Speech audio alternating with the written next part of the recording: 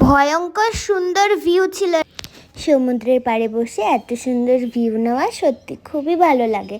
আর তারপরেও সবথেকে বেশি ভালো লাগে যখন বসে বসে চা খাওয়া হয় আর এত সুন্দর হাওয়া। ভাগ্যিস এত হাওয়ার মাঝে আমার চায়ের কাপটা পড়ে যায়নি।